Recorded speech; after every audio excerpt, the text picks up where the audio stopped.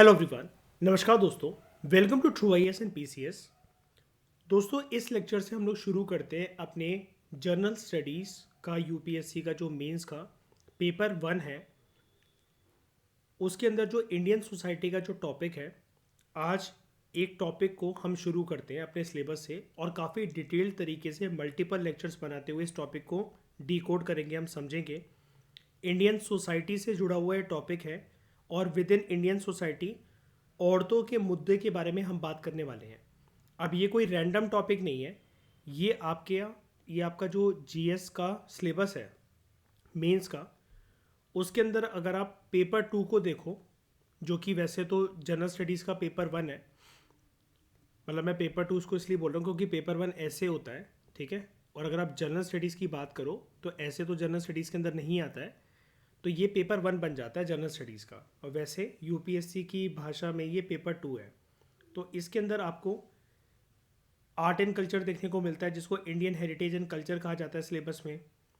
History देखने को मिलती है, ज्योग्राफी देखने को मिलती है और सोसाइटी देखने को मिलती है। तो विद इन सोसाइटी अगर आप यहाँ पर देखो, salient features of Indian society, diversity of India के टॉपिक को कॉम्प्रिहेंसिव तरीके से हम कवर कर चुके हैं। इसको आप सिलेबस से बेफिक्र होकर टिक कर सकते हो। हमारा सिर्फ जो विजन आई एस का 2024 वाला जो वैल्यू एडिशन का जो डॉक्यूमेंट है, उससे कुछ एडिशनल टॉपिक्स हमने पढ़ने हैं इसके, वो हम पढ़ लेंगे। लेकिन आज के लेक्चर में हम बात करने वाले हैं इस टॉपिक के बारे में, role of women and women's organisation. सिर्फ जहाँ तक सिलेबस के इस पॉइंट में कॉमा लगा हुआ है, इतना टॉपिक जो है ये इंपॉर्टेंट है और इसके ऊपर हम 60-70 पेज का एक डॉक्यूमेंट पढ़ेंगे विजन आई एस के वैल्यू एडेड मटेरियल का, जिसके बाद आपका ये पूरा टॉपिक कवर हो जाएगा। GS1 से जो भी इंडियन सोसाइटी के सवाल पूछे जाते हैं, उसमें औरतों के मुद्दे के ऊपर हर साल कोई ना कोई 2 या 3 क्वेश्चंस होते ही हैं। प्लस ये वाला टॉपिक आपको एक होलिस्टिक पर्सपेक्टिव देगा। औरतों के मुद्दे को समझने के लिए हमें उसको पढ़ी लिखी भाषा में कैसे एड्रेस करना होता है, हमें विमेन के इश्यूज़ को कैसे समझना है। इंडिया के लेवल पे तो समझना ही है, लेकिन वर्ल्ड लेवल पर और क्या क्या इश्यूज़ हैं। औरतों ने अपने अधिकारों को पहले बात है कि कैसे समझा, क्या उन्होंने रिवोल्ट करा, धरना प्रदर्शन करा। दुनिया के अलग अलग कोनों की केस स्टडीज़ हम जानेंगे। और आज की सोसाइटी में, कंटेम्प्रेरी सोसाइटी में, जैसे एशियन टाइम से अगर आप साल 2025 तक की बात करो, तो क्या औरतों की स्थिति में सुधार हुआ है या फिर उनकी जो स्थिति है वो और बद से बदतर होती जा रही है। रिपोर्ट्स क्या कहती हैं, अलग अलग नेशनल लेवल की रिपोर्ट्स को भी हम समझेंगे, इंटरनेशनल लेवल की रिपोर्ट जो यूनाइटेड नेशंस ऑर्गेनाइजेशन निकालता है।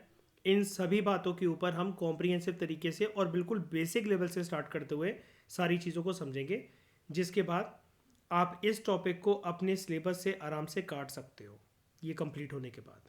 ओके, तो चलो अपनी डिस्कशन को शुरू करते हैं। दोस्तों, हमारे पास विजन आईएएस के 2 डॉक्यूमेंट हैं, एक 2024 का है और एक 2020 वाला है। 2020 वाला जो डॉक्यूमेंट है विजन आईएएस के, जो जीएस के पेपर 1 से लेकर पेपर 4 तक जो बने हुए हैं, वो ज़्यादा कॉम्प्रिहेंसिव है। वैल्यू एडिशन के तौर पर जो एक्स्ट्रा टॉपिक्स जो 2020 के मटेरियल में नहीं है, वो 2024 से हम जान लेंगे। लेकिन शुरुआत आपको हमेशा 2020 वाला जो विजन आईएएस का मटेरियल है वहाँ से करनी चाहिए, अगर आपको अपना मेंस कॉम्प्रिहेंसिव तरीके से प्रिपेयर करना है। तो फिलहाल के लिए हम 2024 वाले मटेरियल को बंद करते हैं। जब हमारा ये वाला मटेरियल कंप्लीट हो जाएगा, तब जो एडिशनल इसके अंदर जो चीज़ें होंगी हम उसको पढ़ लेंगे, ठीक है। टॉपिक का नाम है हमारे role of women and women's organisations, ठीक है। सबसे पहले मिस हिलरी क्लिंटन की एक बात को समझते हैं। ये प्रेसिडेंशियल कैंडिडेट रह चुकी हैं अमेरिका की, प्रेसिडेंट बनी नहीं थी, आज तक कोई विमेन प्रेसिडेंट बनी नहीं है अमेरिका की। हिलरी क्लिंटन बहुत फेमस पॉलिटिकल लीडर है अमेरिका की। उन्होंने महिलाओं के संदर्भ में एक कोट कहा था, ऐसे कोटेशंस को आप यूज़ कर सकते हो अपने ऐसे वगैरह के अंदर, कि जो महिलाओं का जो समाज है, विमेन जो है, they are the largest untapped reservoir of talent in the world. औरतों के पास इतना भरमार तरीके का टैलेंट है पूरी दुनिया भर की औरतों के पास। दिक्कत बस यही है कि उसको अभी तक हमने यूटिलाइज नहीं करा है। वो एक रिजर्वॉयर है, वो एक भंडार है, औरतें भंडार हैं टैलेंट का, लेकिन वो अनटैप्ड है।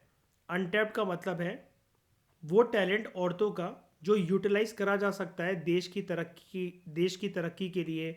बहुत सारी चीज़ों में औरतों का योगदान, उनका दिमाग, उनका टैलेंट यूज़ करा जा सकता है, लेकिन वो अभी अनयूटिलाइज्ड है। उसको अभी तक हमने यूटिलाइज अच्छे से करा नहीं है। ठीक है, तो इसके अंदर हम जानेंगे कुछ बेसिक इंट्रोडक्शन को with respect to women. Status and role क्या है औरतों का समाज में, औरतें जो काम करने जाती हैं घरों से बाहर, उसका नेचर क्या है, कि कहाँ कहाँ की औरतें काम कर पाती हैं घर से बाहर निकलकर, कौन कौन से इलाकों में, कौन कौन से स्टेट्स में, वो पैटर्न क्या है उनका। क्या जब वो काम करने जाती हैं तो जो उनके हस्बैंड हैं या उनके जो इन लॉज हैं वो बच्चे को संभाल लेते हैं कि नहीं संभाल पाते हैं, उनको चैलेंज क्या फेस करने पड़ते हैं जब वो शाम को काम कर कर घर से मतलब घर पर आती हैं। फिर चाहे वो अनऑर्गेनाइज सेक्टर के अंदर काम कर रही हो, यानी कि काम वाली बाई हो, या कोई मूंगफली की रेडी लगा रही हो, या ऑर्गेनाइज सेक्टर के अंदर काम करने वाली औरत हो, कोई एमएनसी जा रही हो, कोई जॉब करने जा रही हो, कोई आईएएस हो, आईपीएस हो, ये सारी चीज़ों को हम पहचानेंगे। वेमेन के फिर कुछ इश्यूज़ के बारे में बात करेंगे, और औरतों के अपने जो औरतें जो अपने इश्यूज जो फेस करती हैं उसके लिए औरतों के क्या रिस्पॉन्सेज रहे हैं। इसमें हम पर्टिकुलरली वेमेन की मूवमेंट्स के बारे में जानेंगे। कौन कौन से लॉज एंड पॉलिसीज़ बन रखे हैं भारत के अंदर औरतों की प्रोटेक्शन के लिए, और करंट सिचुएशन क्या है औरतों की भारत के अंदर कंटेम्प्रेरी टाइम में, उसकी एक एनालिसिस को जानेंगे। सरकार का क्या रवैया है महिला सशक्तिकरण को लेकर, विमेन एम्पावरमेंट को लेकर, इसको जानेंगे। और फिर लास्ट में कुछ कंक्लूजन के बाद आज तक यूपीएससी ने इस टॉपिक से जितने भी क्वेश्चंस पूछ रखे हैं उनको देखेंगे हम। ठीक है, तो सबसे पहले बेसिक इंट्रोडक्शन के बारे में दोस्तों हम बात करते हैं। तो दोस्तों इंट्रोडक्शन में क्या है, बड़े सारे मैं आपको टर्म से, कॉन्सेप्ट से रूबरू करवाऊंगा, फेमिलियर करवाऊंगा। ये जो बहुत सारी टर्म्स आपको इस इंट्रोडक्शन वाले लेक्चर में देखने को मिलेंगी वो जनरली साइकोलॉजी वाली टर्म्स हैं, यानी कि साइकोलॉजी के सब्जेक्ट में वो वाली टर्म्स यूज़ करी जाती है। आपको उन टर्म्स को समझना ज़रूरी है, इम्पॉर्टेंट है, ताकि जब आप यूपीएससी का अगर इस टॉपिक से कोई भी जो क्वेश्चन फ्रेम करता है यूपीएससी मेंस के अंदर, तो आपका मेंस का जो आंसर राइटिंग की जो स्टाइल हो ना, वो बाकी कैंडिडेट्स की तरह जर्नल आंसर राइटिंग ना हो। यानी कि अब औरतों के मुद्दे के ऊपर देखो दोस्तों, ऐसा कोई भी स्टूडेंट नहीं हो सकता कि यूपीएससी ने कोई क्वेश्चन पूछा है, परफेक्ट आंसर देखो किसी का नहीं होता, लेकिन घुमा फिरा के कोई भी बात ना लिख पाए और वो ये कहे कि यार मेरा तो कोई ओपिनियन ही नहीं था, मैं तो जानता ही नहीं था मुझे क्या लिखना है। ऐसा कोई कैंडिडेट नहीं होता है जिसने प्रीलिम्स निकाला होता है, और जो भी कोई कैंडिडेट मेंस लिख रहा होता है, लिख रही होती है, सब कोई ना कोई उस टॉपिक के बारे में, औरतों से रिलेटेड कोई भी मुद्दा आ जाए, कोई क्वेश्चन आ जाए, हर कोई उसके बारे में लिख सकता है। लेकिन आपको दूसरों से ज़्यादा एज लेनी है दूसरे कैंडिडेट्स के कंपैरिजन में, तो आपका आंसर जर्नल नहीं होना चाहिए। आपके आंसर के अंदर कुछ अच्छे अच्छे वर्ड्स और कुछ अच्छे अच्छे कॉन्सेप्ट्स की झलक जो है वो दिखनी चाहिए एग्जामिनर को, ताकि आप ज़्यादा अच्छे मार्क्स जो है वो फेच कर सको एज़ कम्पेयर टू दूसरे कैंडिडेट्स। तो यहाँ पर जो कुछ टर्म्स आएंगी बीच बीच में वो थोड़ी सी साइकोलॉजिकल टर्म्स हैं।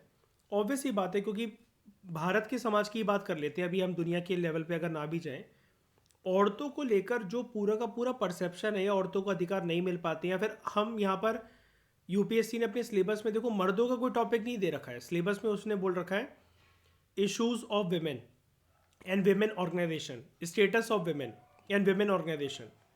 तो यहाँ पर औरतों की ही बात क्यों कर रखी है, क्योंकि औरतों के साथ दिक्कत है, और वो दिक्कत है मानसिकता की। और जहाँ पर बात आ जाती है मानसिकता की, इसको आप इंग्लिश में कन्वर्ट कर दो तो वो साइकोलॉजिकल पर्सपेक्टिव है। इसलिए आपको टर्म्स भी कुछ कुछ जो कॉन्सेप्ट्स हैं वो साइकोलॉजिकल समझने पड़ेंगे और वो अप्लाई करने पड़ेंगे।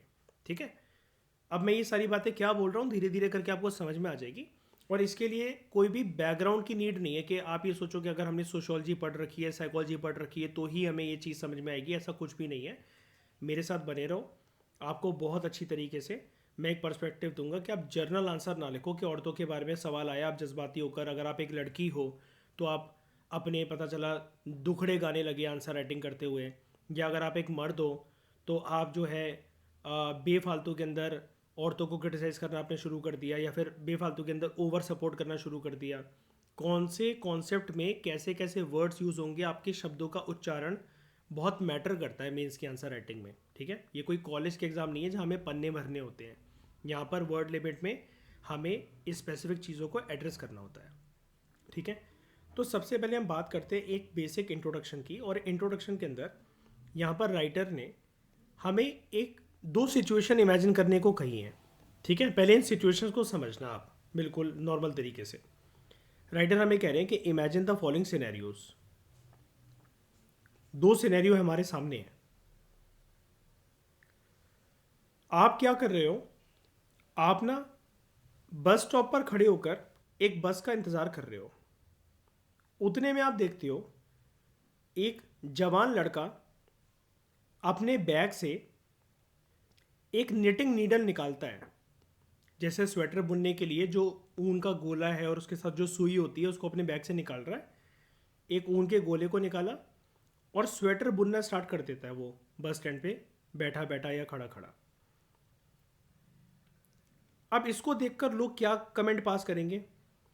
इसको देखकर लोग कहेंगे, भाई इस बंदे को देखो ज़रा, ये कैसी जनानी वाली हरकतें कर रहा है यहाँ पर बैठ के। ये तो दादी नानियों का काम होता है, ये तो औरतों का काम होता है, स्वेटर बुन रहा है यहाँ पर बस स्टैंड पे खड़ा होकर।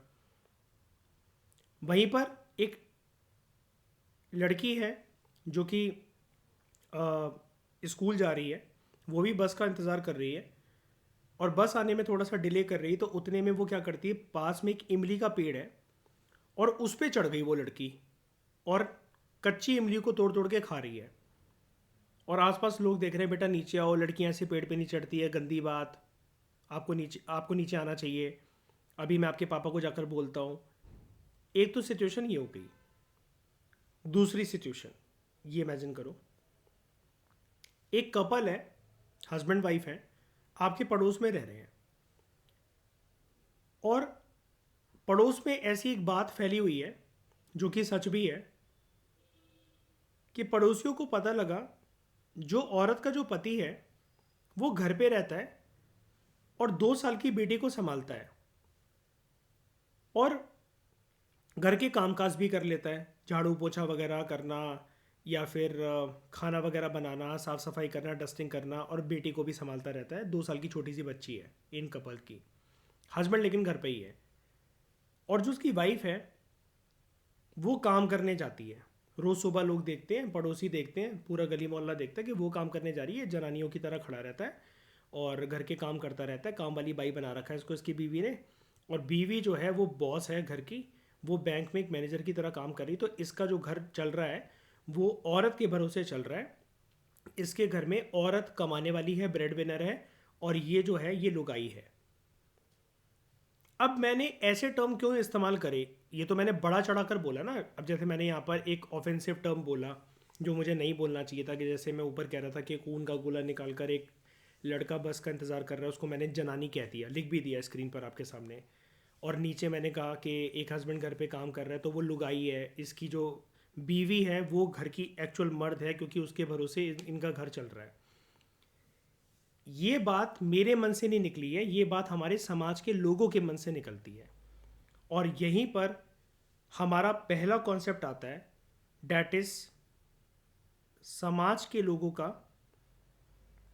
परसेप्शन। समाज के लोगों का परसेप्शन। परसेप्शन की स्पेलिंग आई थिंक मैंने गलत लिख दी, जस्ट अ मिनट।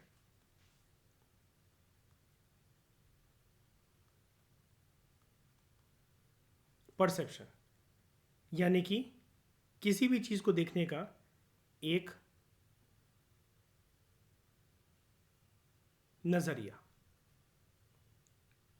अब ये नज़रिया जो है ये एक जेंडर रोल को डिफाइन करता है।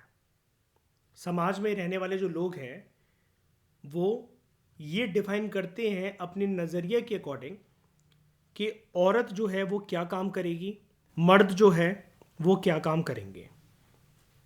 ठीक है, इसलिए मैंने ये ऑफेंसिव टर्म्स, गलत शब्दों का प्रयोग करा था, जनानी और लुगाई बोलना एक मर्द को।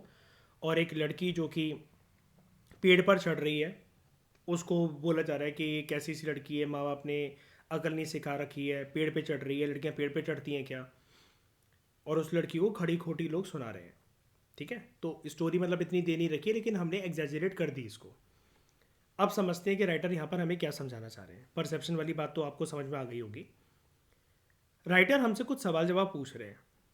वो सवाल ये पूछ रहे हैं हमसे राइटर कि क्या ऐसे इवेंट्स आपको सरप्राइज करते हैं? अगर आप ऐसा कहीं देखो तो यस, लोगों की नज़रें जो हैं वो मोड़ मोड़ कर तो जाएंगी ऐसे इवेंट्स पर, और ऐसे उनके मन से सोच विचार भी निकलेंगे।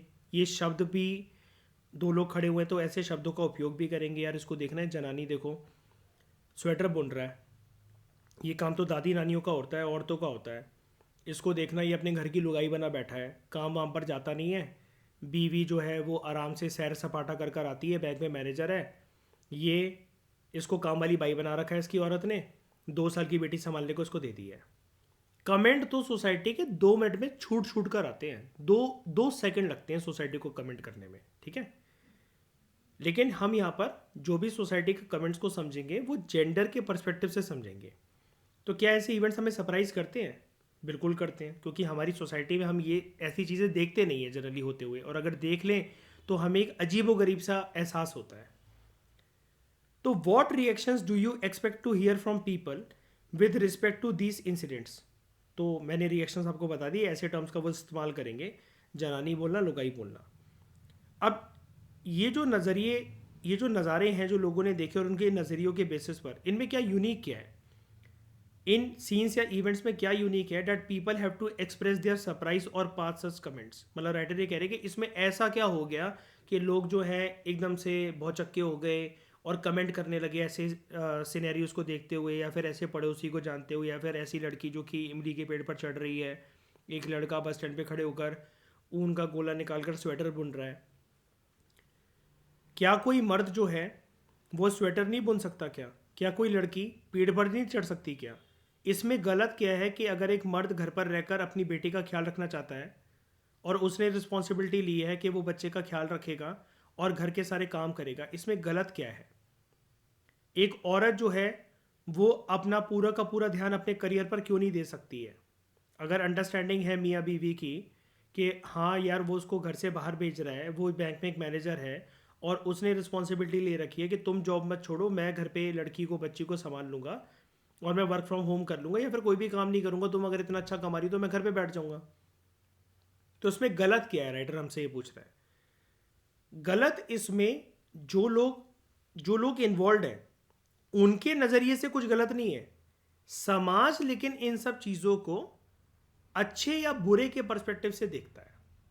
समाज, याद रखना, ध्यान से समझना, इन बातों को दिमाग में बसा लो। समाज की बात मैं कर रहा हूँ, समाज का परसेप्शन। समाज जो है वो एक रोल डेजिग्नेट करता है। समाज में रहकर हमारा दायरा भी काम करने का कि हम क्या काम करेंगे, कैसे क्या होगा हमारे जीवन में, उसका उसके ऊपर भी समाज का एक अच्छा खासा गहरा इम्पैक्ट हमें देखने को मिलता है। ये सारे सिनेरियोस लोगों को सरप्राइज इसलिए करते हैं बिकॉज जो अभी तक हमारे समाज के अंदर एग्जिस्टिंग प्रैक्टिस चली आ रही है, ये सारे इंसिडेंट जो हैं ये उससे एकदम अपोजिट है, उससे कॉन्ट्ररी है। कॉन्ट्ररी का मतलब होता है अपोजिट। जो यूजली हम अपने समाज के अंदर आसपास जो चीज़ें देखते हैं, ये चीज़ें वैसी नहीं है। हमें क्योंकि ये सिखाया गया है, बताया गया है, और हमने खुद भी देखा है बिना किसी के बताए हुए कि मर्दों का रोल ये काम करने का रहता है और औरतों का जो काम रहता है वो ये काम करने का रहता है। हमारे दिमाग में एक परपेचुएट इमेज जो है, या परपेचुएटेड इमेजेस जो हैं वो बन रखी हैं मर्द और औरत के रोल को लेकर। अब यहां पर आपका एक पहला साइकोलॉजिकल कंसेप्ट आता है जिसको नाम दिया गया है परपेचुएटेड इमेजेस। परपेचुएटेड इमेजेस क्या होती हैं? ये मतलब बेसिकली आपके दिमाग के अंदर कुछ ना ख्यालात होते हैं। मतलब ये इमेजेस मतलब आप ना हर चीज़ का पिक्चराइजेशन करते हो। आपके दिमाग में किसी भी चीज़ का एक आइडिया है, या आपके दिमाग में किसी भी चीज़ को लेकर एक टर्म मैं यूज़ कर रहा हूँ, अभी मैं थोड़ी देर में इसका मतलब आपको बताऊंगा। एक स्टीरियोटाइप है आपके दिमाग के अंदर। ये साइकोलॉजिकल टर्म है। अभी थोड़ी देर में मैं सारी बातें आपको क्लियर कर दूंगा, अभी ध्यान से बस मेरी बातें सुनो। परपेचुएटेड इमेजेस का ये मतलब है कि आपने अपने दिमाग के अंदर एक धारणा बना रखी है, एक पिक्चर को इमेजिन कर रखा है, एक आइडिया है, एक स्टीरियोटाइप है आपके दिमाग के अंदर, और वो ऐसी पिक्चर, ऐसे आइडियाज या ऐसे स्टीरियोटाइप्स हैं जो कि शॉर्ट टर्म नेचर के नहीं है, वो चलते चले आ रहे हैं समाज के अंदर, दे विल कंटिन्यू और दे कैन लास्ट इनडेफिनेटली।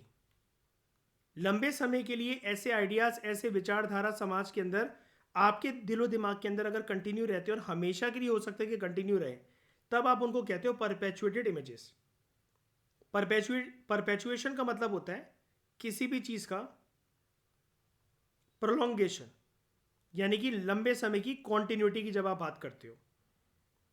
और जनरली यहां पर जो लंबे समय की कॉन्टिन्यूटी की बात होती है, जो आइडियाज, पिक्चर्स या स्टीरियोटाइप्स की बात होती है, यहां पर जनरली जो भी आपके मन में विचारधारा होती है, जिसको लंबे समय से आप होल्ड कर रहे हो, समाज के लोग होल्ड कर रहे हैं, आपने भी वैसा सीखा है समाज के लोगों के साथ रह रहकर, उनके साथ वार्तालाप कर कर कर, खुद एक्सपीरियंस कर कर कर, तो वो आपके दिमाग के अंदर नेगेटिव स्टीरियोटाइप बनी हुई है।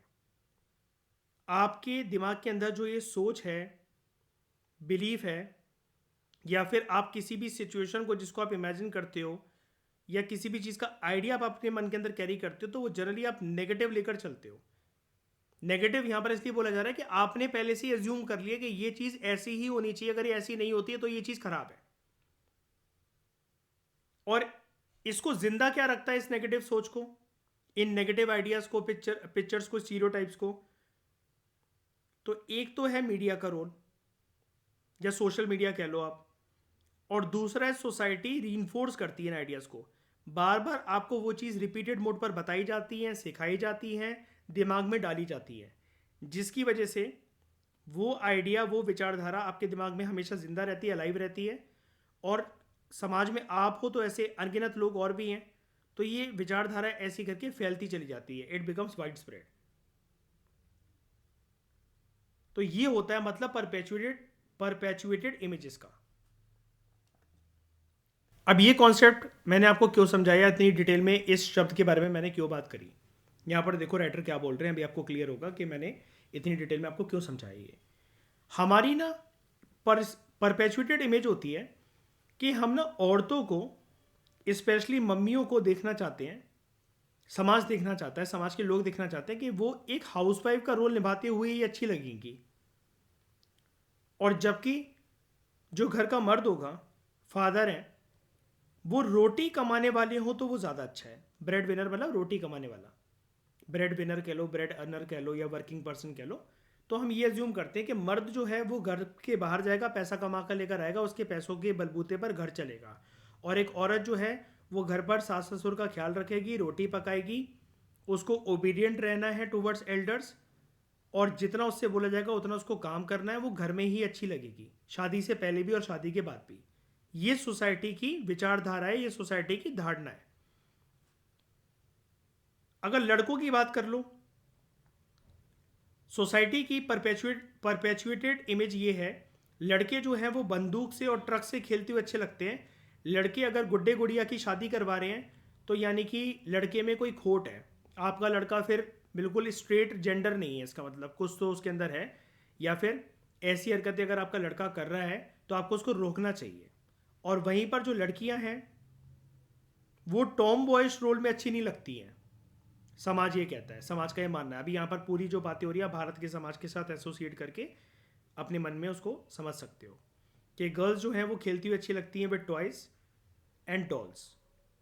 उनका फेवरेट कलर जैसे होता है ना, कि हम मान लेते हैं कि एक लड़कियों का फेवरेट कलर तो पिंक ही होता है, लड़का अगर कोई पिंक कलर को लाइक कर रहा है तो ये जनानी है, ठीक है, ये तो औरत है।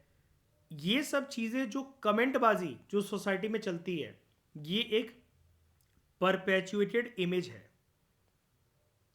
अब इसी के साथ क्या होता है कि जब हम यहाँ पर लोगों को रोल दे देते हैं कि मर्द ऐसा ऐसा काम करेंगे, लड़के ऐसे ऐसे प्रकार के खिलौनों से खेलेंगे, लड़कियों का फेवरेट कलर यही होना चाहिए, लड़कियों को अपने हद में रहना चाहिए, मर्यादा में रहना चाहिए। एक औरत से सब लोग ये एक्सपेक्ट करते हैं कि एक अच्छी वाइफ की डेफिनेशन ये होती है जो शादी से पहले भी घर में रही हो, आवारा ना बनी हो। अब समाज आवारा भी किसको कह देता है, घर से बाहर जाकर कोई एक लड़की अगर रिस्पॉन्सिबिलिटी निभा रही है, वो अच्छी जॉब कर रही है, कमा रही है, लेकिन उसकी नाइट ड्यूटी लगती है, जॉब का नेचर उसका ऐसा है, और समाज के लोग देखते हैं ये रात को 10 बजे घर से निकलती है और सुबह आती है घर ये, और इसके मम्मी पापा इसको कुछ नहीं कहते हैं, तो माँ बाप इसके बेशरम है और लड़की आवारा है। इस प्रकार की जो कमेंट बाजी जो समाज में चलती है, समाज के दायरे में चलती है, और जो कई लोगों को सुननी पड़ती है।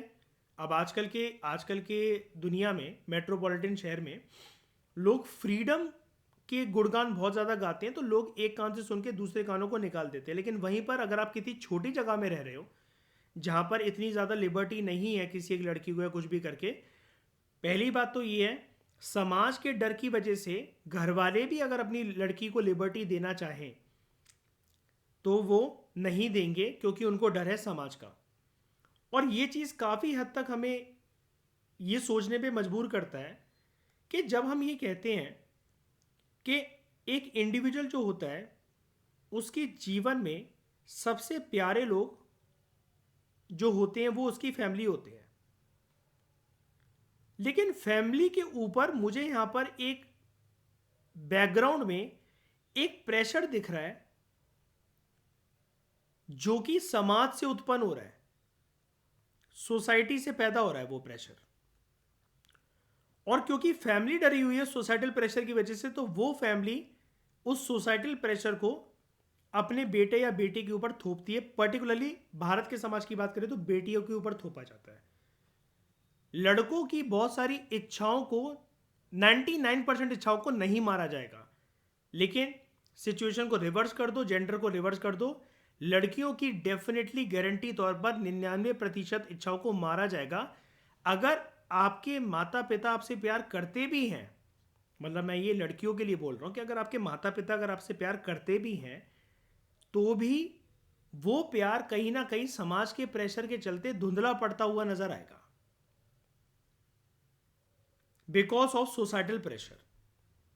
और ये सोसाइटल प्रेशर या सोसाइटी की जो भी चीजें होती हैं, इसको हम एक शब्द में, जैसे हमेशा हम बात करते हैं, अब तो ये वर्ड बैठ ही गया होगा आपके दिमाग के अंदर, कोई भी इंडिविजुअल ना सोसाइटी के नॉर्म्स को नहीं तोड़ना चाहता है।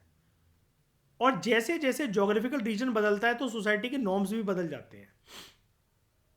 अब दिल्ली जैसे शहर में अगर आप किसी के घर पे जाके ये बोलो कि आपकी लड़की इस लड़के के साथ घूम रही थी, या फिर हमने देखा वो गोलगप्पे खा रही थी, हाथ में हाथ डालकर पार्क में बैठी हुई थी, आप उसके पिताजी को उसके घर पे जाकर ये वाली चीज़ बोलकर तो देखो, आपको जूते ना पड़े तो आप कहना। वो ये कहेंगे हमारी लड़की, तू होता कौन है उसके बारे में कमेंट करने वाला, हमें बताकर गई है चाहे नहीं बताकर गई है, तू आया कैसे हमारी दहलीज तक। और वहीं पर अगर कोई छोटा इलाका है, कोई गांव में, अगर किसी के घर जाकर कोई ऐसी बात बता रहे लड़की के बारे में, तो घर वाले लड़की के बाहर वाले के ऊपर पहले ट्रस्ट कर लेंगे। वो पूछेंगे भी नहीं कि बेटा आपने ऐसा करा था कि नहीं करा था, पहले तो उसको पता चला आग की भट्टी में जला दिया, भून दिया, पापड़ बना दिया, उसका सेक दिया उसको, और फिर बाद में उसकी लाश से, उसकी आत्मा से पूछा जाएगा कि बेटा ऐसी गलती करी थी कि नहीं करी थी। समाज के अंदर जो ये रिटन या अनरिटन रूल्स एंड रेगुलेशंस होते हैं, जो नॉर्म्स होते हैं, जैसे जैसे ज्योग्राफी का दायरा बदल जाता है, स्टेट टू स्टेट, गांव टू गांव, डिस्ट्रिक्ट टू डिस्ट्रिक्ट, तो क्या बदल रहा है, इसके साथ साथ मानसिकता बदल रही है। मानसिकता बदलती है तो जो जेंडर के जो रोल्स हैं वो भी बदलते हुए नजर आते हैं। फिर ये कॉन्सेप्ट जो होते हैं, किसी एक जगह पर लेस फ्रीडम है, किसी एक जगह पर ज़्यादा फ्रीडम है, किसी एक जगह पर लेस लिबर्टी है तो कहीं पर ज़्यादा लिबर्टी है। कहीं पर माँ बाप को बिल्कुल दिक्कत नहीं है, अपने बेटे या बेटी से वो जो मर्जी करें, वो समाज की बातों को इतना इंपॉर्टेंस नहीं देते हैं। लेकिन कहीं जगह पर मेंटेलिटी ऐसी है कि समाज के अकॉर्डिंग ही अपने घर परिवार को चलाना है, और बेटा क्या करेगा या बेटी कौन से प्रोफेशन को परस्यू करेगी ये भी समाज ही डिसाइड करता है। तो उसके बेसिस पर माँ बाप की मानसिकता वैसी बन जाती है। अब हम इस चीज को समझ पाते हैं क्योंकि हम पढ़े लिखे लोग हैं, लेकिन पढ़े लिखे होने के बावजूद भी कई लोग समाज के प्रेशर के चलते दबते हैं आसपास के वातावरण को देखते हुए, और वो समाज की हवा हमारे दिल और जहन से होते हुए हमारे माइंड पर हावी जरूर होती है। और इसलिए साइकोलॉजी में एक कॉन्सेप्ट की बात होती है जिसको हम कहते हैं, और जो कि होती बात इसकी मतलब साइकोलॉजी की फील्ड में, लेकिन ये सोसाइटल कॉन्सेप्ट भी है, जिसको हम कहते हैं सिचुएशनलिज्म। कि सिचुएशंस का प्रभाव एक इंडिविजुअल के ऊपर कभी कभार बहुत ज़्यादा पड़ जाता है। सिचुएशन का प्रभाव हमेशा पड़ता तो है इंडिविजुअल के ऊपर। अब आप उसको ले कैसे रहे हो, उसको मतलब उस प्रभाव को, उस सिचुएशन को हावी कितना होने दे रहे हो अपने ऊपर, या फिर नहीं होने दे रहे हो, या फिर उसको आप टाल दे रहे हो, नज़रअंदाज कर दे रहे हो। जैसे मैंने अभी आपको दिल्ली वाला एग्जांपल बताया कि वहाँ पर अगर आप किसी के घर जाओ और किसी की लड़की की अगर आप बुराई करने लगो, दरवाजे पे खड़े होगे, तो आप जूते खाकर आओगे वहाँ से वापस। और वहीं पर अगर आप गाँव में जाओ ऐसा करने, या फिर ऐसे समाज में जाओ जहाँ पर लोगों की मानसिकता जो है वो थोड़ी सी बैकवर्ड नेचर की है, या घर वालों को इतना ट्रस्ट नहीं है अपने बच्चों के ऊपर, या समाज की बातों को ज़्यादा इंपॉर्टेंस देनी है, तो वो पहले तो अपने बच्चों को मारेंगे, पीटेंगे, जला देंगे, जान से मार देंगे, और समाज के लोगों की बातों पर ज़्यादा ट्रस्ट करेंगे। और इसी के साथ ये सब जो मैं लंबी चौड़ी आपको कहानियां बता रहा हूं, इसी के साथ ये कॉन्सेप्ट को मैं समझाना चाहता हूं आपको, जिसका नाम है रोल स्टीरियोटाइपिंग। कि हर एक जेंडर को समाज के लोग जो हैं वो एक रोल में बांध देते हैं कि मर्दों को ऐसा करना चाहिए, औरतों को ऐसा करना चाहिए, और अगर वो ऐसा नहीं कर रहे हैं तो उनको फिर करा जाता है बॉयकॉट। रोल स्टीरियोटाइपिंग जो वर्ड है, इसको समझने से पहले मैं आपको छोटी सी बात, पहले तो स्टीरियोटाइप वर्ड के बारे में बताना चाहूंगा, फिर हम रोल स्टीरियोटाइप के बारे में बात करेंगे, इसके आगे फिर हम रोल लगा देंगे, फिर हम रोल के बारे में बात करेंगे। आई होप यहां तक आपको सब कुछ समझ में आया होगा। कोई दिक्कत, कोई परेशानी तो नहीं? कोई डाउट है तो पूछ सकते हो आप, फिर मैं आगे बढ़ूं। बेफिक्र होके बोलो, बताओ। मयूर, रिया, आकांक्षा, कोई डाउट? क्लियर है? तो सबसे पहले हम समझते हैं दोस्तों स्टीरियोटाइप वर्ड को, फिर हम रोल स्टीरियोटाइप वर्ड को समझेंगे। देखो स्टीरियोटाइप के अंदर होता क्या है, ये है तो आपकी एक प्रकार की थिंकिंग, लेकिन ये आपकी एक ऐसी थिंकिंग होती है जिसके बेसिस पर आप पूरे के पूरे जो ग्रुप को, अब ग्रुप मतलब कैसा, मतलब आप अलग अलग औरतों की बात नहीं कर रहे, आप पूरे औरत समाज की बात कर रहे हो, तो यानी कि ग्रुप हो गया। आप पूरे ग्रुप को अपनी विचारधारा के विचारधारा के दायरे में एक जैसा मानने लग जाते हो। यानी कि आप करते क्या हो, आप ना उनको एक प्रकार से कैटेगराइज कर देते हो। सभी औरतें ऐसी होती हैं, सभी औरतों को ऐसा करना चाहिए, सभी लड़कियों को ऐसा करना चाहिए, सभी लड़कों को ऐसा करना चाहिए, बुजुर्ग लोगों को ऐसा रहना चाहिए, महिलाओं को ऐसा रहना चाहिए, शादी से पहले ऐसा रहना चाहिए, शादी के बाद वैसा रहना चाहिए। आप इंडिविजुअल होकर बात नहीं कर रहे हो सबके बारे में, आप पर्टिकुलर कोई नाम नहीं ले रहे हो किसी का, आप रीजन के बारे में बात नहीं कर रहे हो, आप कम्युनिटी के बारे में बात नहीं कर रहे हो। आप यहाँ पर पूरे कम्युनिटी के बारे में आप बात कर सकते हो, वो भी एक ग्रुप ही है, लेकिन आप यहाँ पर ना एक भसड़ के बारे में बात करते हो, पूरे ग्रुप के बारे में बात करते हो, उसको एक जैसा कैटेगराइज करने की कोशिश करता है आपका दिमाग। तो यहां पर आपकी जो इमेज है ना, जैसे मैं परपेचुएटेड इमेज के बारे में बता रहा था, उसके अंदर भी मैंने स्टीरियोटाइप वर्ड के बारे में आपको बताया था कि मैं थोड़ी देर में बताता हूं। तो यहां पर आपकी एक प्रकार से परपेचुएटेड इमेज है, जिसके बेसिस पर आप पूरे ग्रुप को कैटेगराइज करने की कोशिश कर रहे हो। आप ना पूरे ग्रुप के ऊपर एक वर्ड का यूज करने जा रहा हूं मैं, ध्यान से समझना इसको। आप पूरे ग्रुप के ऊपर एक मेंटल शॉर्टकट का इस्तेमाल करते हो। ये मेंटल शॉर्टकट मतलब होता है एक प्रकार से आप थप्पा दे देते हो पूरे ग्रुप को, स्टैंप लगा देते हो उसके ऊपर, ये तो ऐसा ही है, इनको ऐसे रहना चाहिए, इनको ऐसे करना चाहिए। आप यहां पर इंडिविजुअल डिफरेंसेस को, कि इंडिविजुअल को इंडिविजुअल की तरह देखना, यार हर कोई इंडिविजुअल अलग अलग है। अब औरतों में आप पूरी औरत के समाज को, मर्दों के समाज को एक जैसा थोड़ी ना देख सकते हो यहां पर। लेकिन जो ये इंडिविजुअल डिफरेंसेस हैं, आप इसको कंप्लीट तरीके से इग्नोर कर देते हो। आप एक एक इंडिविजुअल के बारे में बात नहीं कर रहे हो। और इसका परिणाम क्या होता है? इसका परिणाम ये होता है कि जब भी आप स्टीरियोटाइप्ड होते हो या स्टीरियोटाइप वाली आपकी थिंकिंग है, आपकी विचारधारा है, तो इसकी वजह से बहुत बार आप, क्योंकि पूरे ग्रुप को कैटेगराइज कर रहे हो, आप इंडिविजुअल डिफरेंसेस के बारे में तो बात ही नहीं कर रहे, इंडिविजुअल डिफरेंसेस को तो आपने इग्नोर कर दिया, तो इसकी वजह से ये होता ही है कभी कभार नहीं, ज़्यादातर रॉन्ग एजम्पशंस बन जाते हैं इंसान के दिमाग में, और उसकी वजह से एक नेगेटिव फीलिंग निकल कर आती है डिस्क्रिमिनेशन वाली, जिसको हम कहते हैं प्रेजुडिस। और फिर इसके बेसिस पर आप अनफेयर तरीके से हो सकता है किसी को ट्रीट भी करने लग जाओ, जिसको हम कहते हैं अनफेयर ट्रीटमेंट। ठीक है, तो यहां पर समझने वाली बात यह, स्टीरियोटाइप को पहले आप आराम से समझो, बिकॉज स्टीरियोटाइप एक बहुत खतरनाक टूल होता है समाज में लोगों की बुद्धि को चेंज करने के लिए, उनकी बुद्धि को चलाने के लिए। क्योंकि अगर आप समाज में सारे लोगों को एक जैसा देखने लग गए ना, या घर परिवार में अगर आपकी ऐसी बातें होने लग गई, तो वो आपकी विचारधारा में एक जड़ की तरह काम करता है, जैसे पेड़ की जड़ होती है। और ऐसा वैसा पेड़ नहीं, फिर वो बरगद का पेड़ बन जाता है जिसकी जड़ों को हिलाना नेक्स्ट टू इम्पॉसिबल है। तो यहां पर स्टीरियोटाइप के अंदर होता क्या है, अगर मैं कुछ पॉइंट्स आपको बताऊं, एक तो आपका पूरे ग्रुप को लेकर एक फिक्स्ड आइडिया बन जाता है, फिक्स्ड आइडिया बन जाता है जिसमें फिर आप बिलीव्स को अपनी बिलीव्स को बिल्कुल अनचेंज करते हुए रखते हो। You keep your beliefs unchanged. दूसरी दिक्कत क्या होती है, आप यहां पर जब लोगों को कैटेगराइज करते हो, तो आप लोगों को कैटेगराइज करते हुए इंडिविजुअल डिफरेंसेस को तो भुला ही रहे हो, तो आप ना हर चीज को ओवर सिंप्लीफाई करते हुए देखते हो।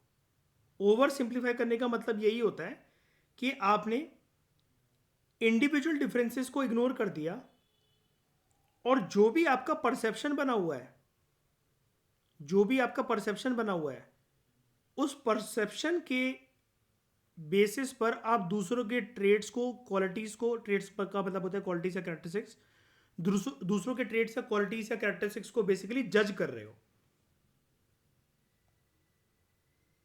तीसरी दिक्कत ये है कि ये जो स्टीरियोटाइप्स होती हैं, ज्यादातर ये गलत होती हैं, क्योंकि घुमा फिराकर बात यही आ जाती है कि आप हर किसी को एक जैसे तराजू में तोलकर नहीं देख सकते। ठीक है, अब जैसे इसका कि मैं एग्जांपल आपको दूं, आपको और अच्छे से क्लियर होगा।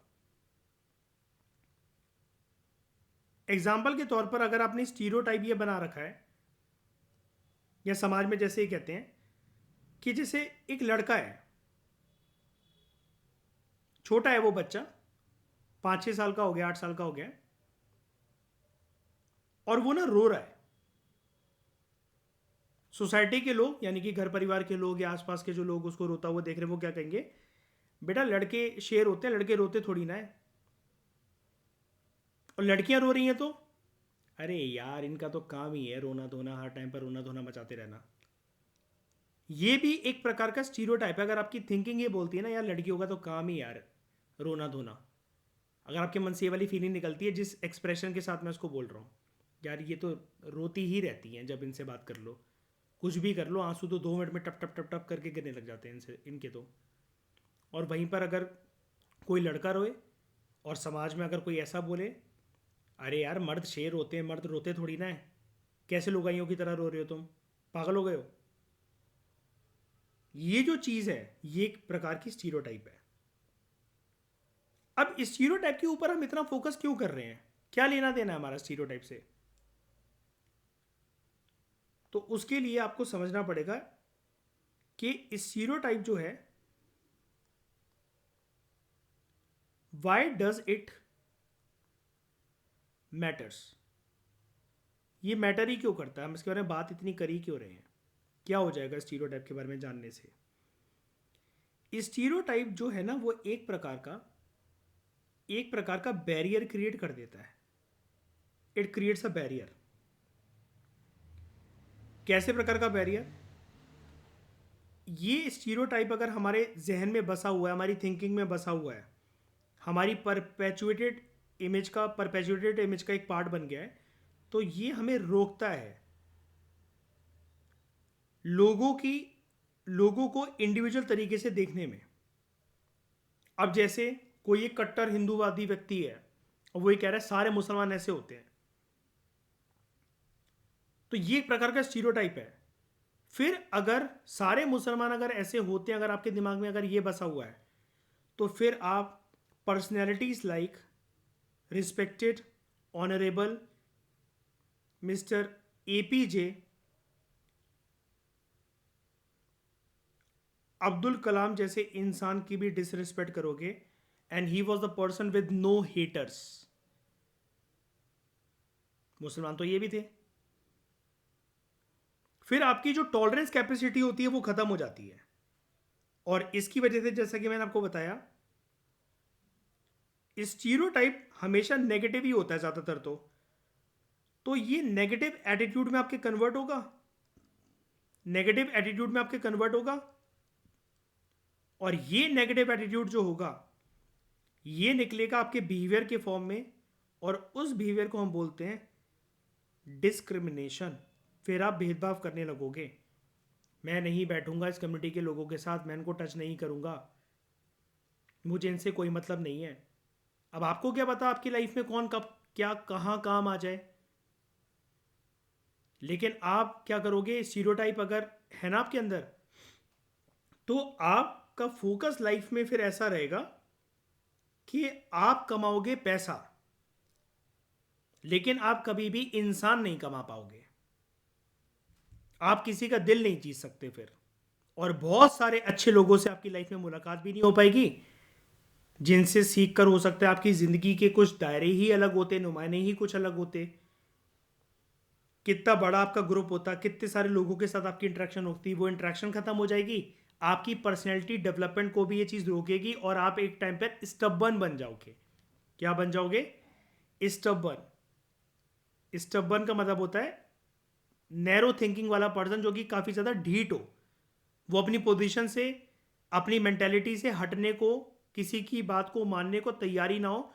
उसको लगता है मैं अपनी थिंकिंग का राजा हूं, मैंने जो सोच लिया है वही पत्थर की लकीर है। और इतना घमंड लेकर कहाँ जाओगे? बात ये है ना कि अगर जो स्टीरियोटाइप को अगर होल्ड कर भी रहा है, तो उससे फ़ायदा क्या है? कौन सा घर के बाहर आप फरारी लगा लोगे, लैम्बोर्गिनी पार्क कर दोगे, या आप एलॉन मस्क बन जाओगे? वो घमंड को लेते हुए जिस घर में आप हो, जिस गली मोहल्ले में आप हो सकता है थोड़ी बहुत लाइफ में आपको प्रोग्रेस मिल जाए, लेकिन जहाँ पैदा हुए हो, ऐसे घमंड को लेकर, ऐसे स्टीरियोटाइप को लेकर, ऐसी थिंकिंग को लेकर, आपकी लाश भी एक दिन उसी गली से निकलेगी, और कोई आपको मरने के बाद पूछने नहीं वाला।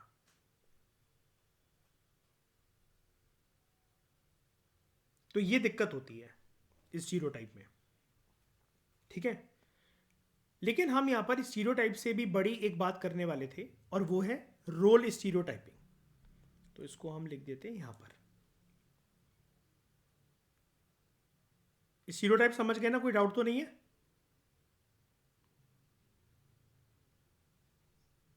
ठीक है, मयूर, रिया, कोई डाउट?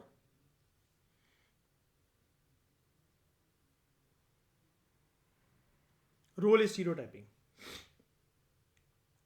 रोल स्टीरियोटाइपिंग में बस ये है कि आप यहाँ पर स्टीरियोटाइप तो शो कर ही रहे हो, लेकिन यहाँ पर आप एक ऐसे स्टीरियोटाइप शो कर रहे हो जहाँ पर अपने सोसाइटी के जो ग्रुप्स हैं, जो सोशल ग्रुप्स हैं,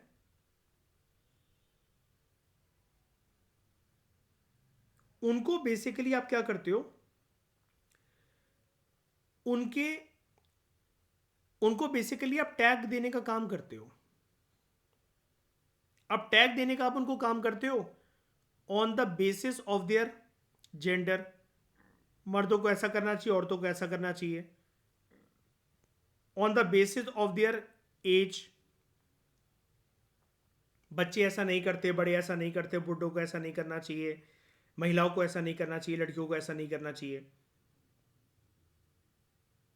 और यहां पर आप क्या करते हो कि सोसाइटी के हर एक लोग से, मतलब आप कैटेगराइज करके तो पूरे सोशल ग्रुप को देख रहे हो, एक एक इंडिविजुअल डिफरेंसेस को तो आप इग्नोर ही कर रहे हो। तो आप यहाँ पर सोसाइटी के बहुत सारे लोगों से एक आपकी एक रोल एक्सपेक्टेशन बन जाती है। आपकी एक एक्सपेक्टेशन ये बन जाती है कि उनका जो रोल है वो इस दायरे तक है। सच एस कि आप ये महिलाओं से एक्सपेक्ट कर रहे हो कि वो जो है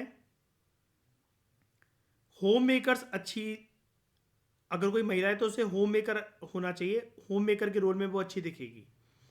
और वहीं पर अगर कोई मर्द है तो उसे होना चाहिए, जैसा अभी हम बात कर रहे थे, ब्रेड अर्नर, या जिसको ब्रेड विनर भी कहते हैं, रोटी कमाने वाला।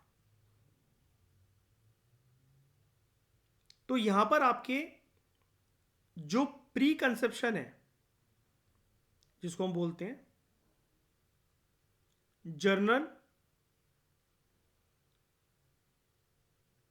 प्री कंसेप्शन, पहले से ही आपने कोई एक विचारधारा, एक मानसिकता बना ली है, और उस जर्नल प्री कंसेप्शन के बेसिस पर आप पूरे के पूरे एक ग्रुप को यहां पर एक टैग दे रहे हो, और आसान शब्दों में बोले तो आप उसको कैटेगराइज कर रहे हो। ठीक है।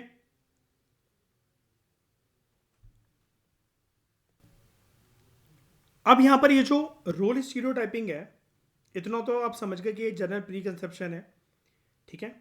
और यहाँ पर एक अगर मैं आपको इसका एग्जांपल बताऊं तो एक छोटा सा एग्जांपल इसका ये हो सकता है, जहाँ पर आप सोसाइटी के ग्रुप के लोगों को टैग दे रहे हो, से एक रोल एक्सपेक्टेशन है आपकी।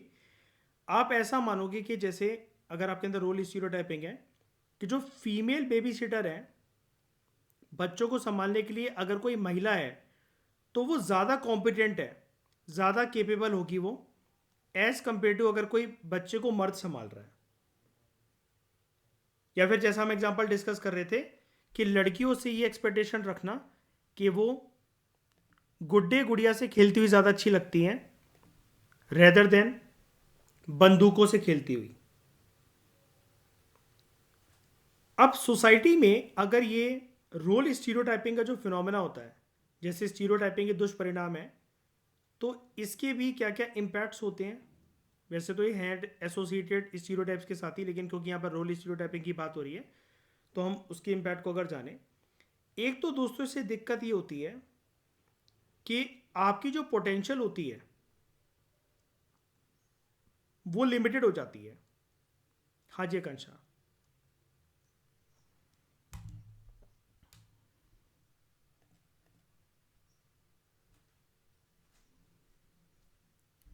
पर ये पॉजिटिव कंसेप्ट कैसे होगा अगर आप किसी को बांध रहे हो रोल एक्सपेक्टेशन में। आप मतलब बेसिकली ये ना आकांक्षा, इंसान होता कौन है दूसरे इंसान को बेसिकली ये बांधने के लिए कि उसका ऐसा ऐसा रोल होना चाहिए, हम कमेंट करने वाले होते कौन है किसी के ऊपर।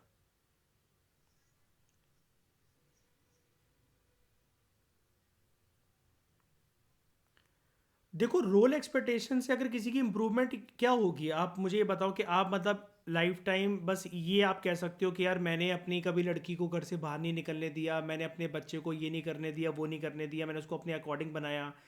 लेकिन यहाँ पर दिक्कत ये है ना कि आप ये कह रहे हो कि अगर रोल एक्सपेक्टेशन से किसी के ऊपर पॉजिटिव चीज़ें आई, ठीक है, लेकिन इसको ना दूसरे तरीके, देखो आपकी बात ठीक है, आप कह रहे हो कि रोल एक्सपेक्टेशन करके हमने किसी की फ्रीडम, मतलब हमने किसी को पॉजिटिव इंसान बना दिया, और वो इंसान अपने माँ बाप के दायरे के चलते या फिर उनके डर के चलते अच्छा इंसान बन चुका है और अच्छा कमा रहा है, सब कुछ बढ़िया है। लेकिन यहाँ पर क्या है कि आपने उसकी जो फ्रीडम है और जो लिबर्टी है उसको कॉम्प्रोमाइज़ कर दिया। अगर इस एस्पेक्ट से देखें तो वो नेगेटिव चीज़ है।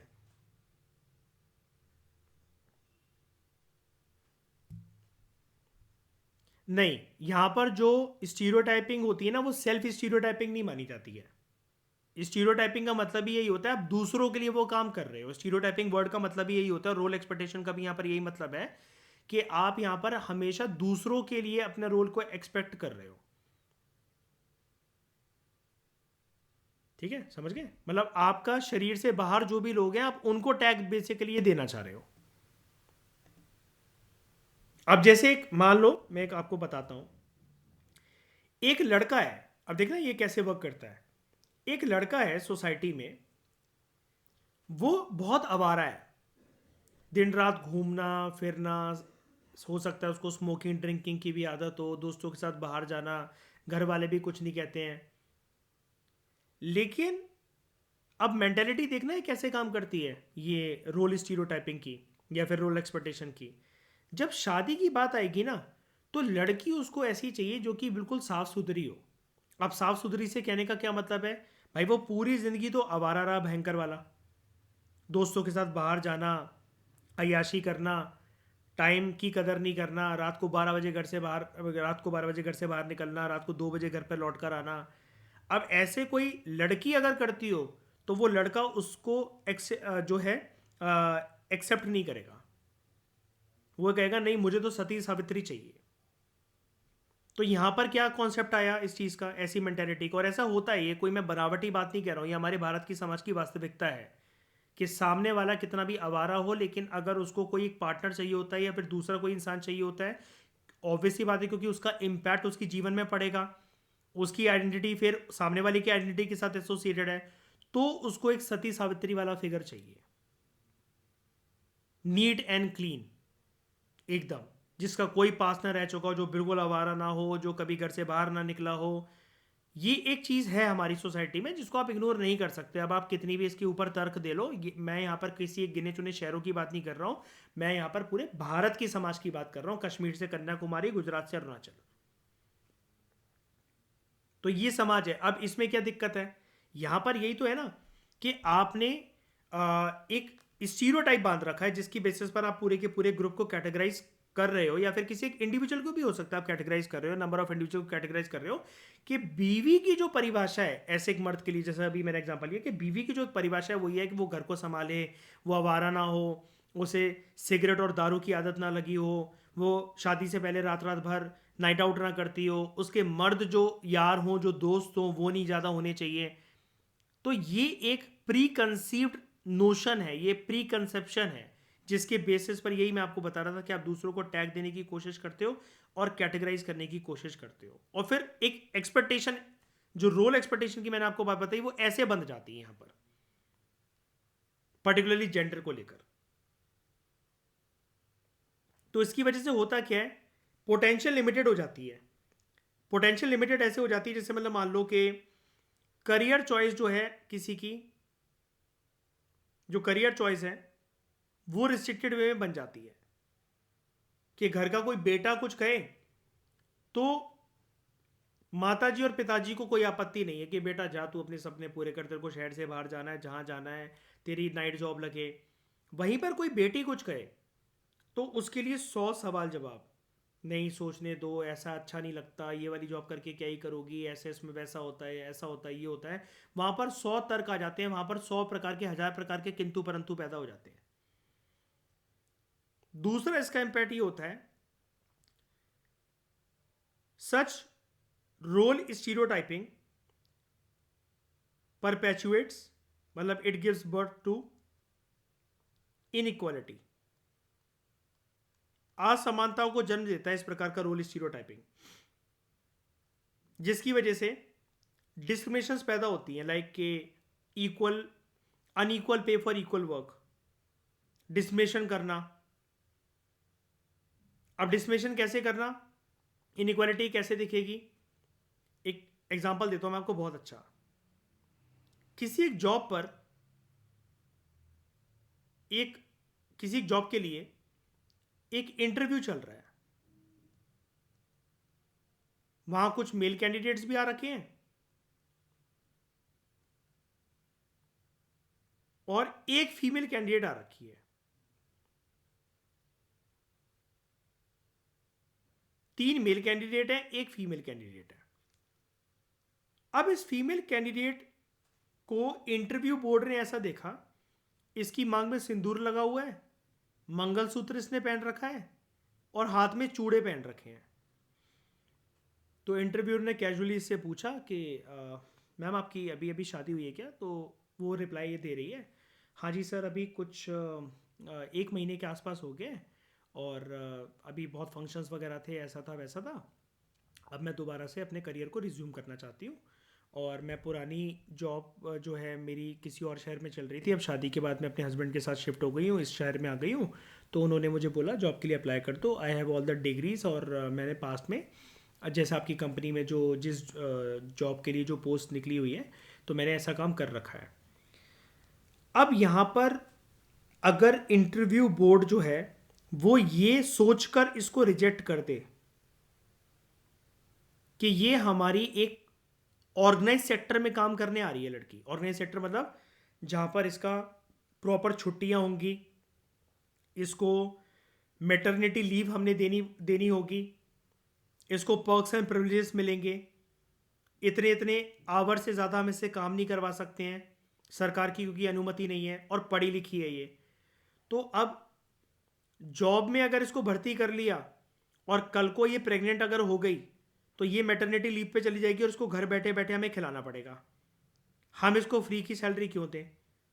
तो क्योंकि ये चूड़ा पहनकर गई थी, वहां पर मंगलसूत्र पहन रखा था, इसने सिंदूर लगा रखा था, तो इंटरव्यू बोर्ड चला के ये खेल सकता है कि किसी एक मेल कैंडिडेट को जिसके अंदर कम क्षमता हो तो उसे सिलेक्ट कर ले एक पर्टिकुलर पोस्ट के लिए, अगर कंपनी को बहुत अर्जेंसी है, और इस फीमेल कैंडिडेट को जबकि इस मर्द के मुकाबले इसकी ज्यादा क्षमता भी हो तब भी उसे रिजेक्ट कर दे, क्योंकि कंपनी को डर रहेगा बैठे बैठे से खिलाना पड़ेगा और अभी अभी शादी हुई है, साल भर में ये प्रेग्नेंट हो जाएगी और काम धंधा कुछ करेगी नहीं हमारे लिए और हम इसे निकाल सकेंगे नहीं क्योंकि सरकार का डंडा हम पर पड़ रखा है। ये होता है फीमेल के खिलाफ एक वॉयलेंस विदाउट यूजिंग लाठी एंड डंडा, और ये होता है एक प्रकार से एक हिडन वॉयलेंस। और ये जो डिसमिशन करी कंपनी के मालिक ने, बोर्ड ऑफ सिलेक्टर्स ने, यही होती है एक प्रकार की हिडन डिस्क्रिमिनेशन। आप सामने से तो नहीं बोल रहे हो उसे कि हमारे मन में ऐसा ऐसा चल रहा है आपको देखकर, लेकिन this is hidden discrimination and this promotes a kind of असमानता, दैट इज इनइक्वालिटी। क्योंकि अब अगर उसको जॉब पे रख लिया और वहां पर और भी कोई उसकी पोजीशन पर हुआ तो सैलरी तो सबको इक्वल देनी पड़ेगी, क्योंकि ये ऑर्गेनाइज सेक्टर का एग्जांपल हमने डिस्कस करा यहां पर, तो equal pay for equal work होगा। अब अनइक्वल पे फॉर इक्वल वर्क तो नहीं हो सकता यहां पर, तो सिंपली ये कि चालाकी से इसको रिजेक्ट कर दो, और ये कंपनी ऐसा करती है।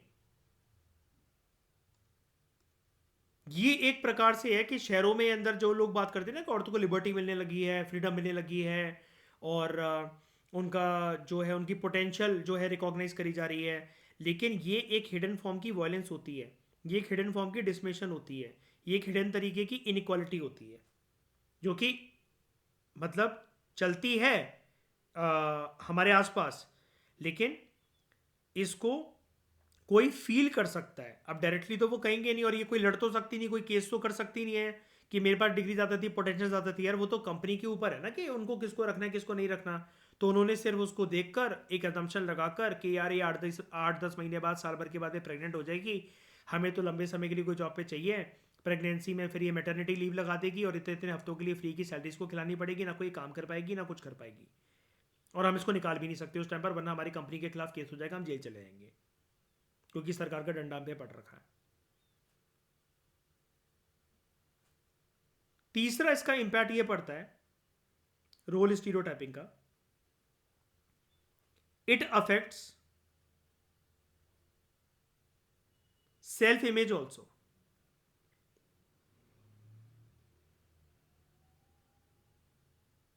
It affect self image.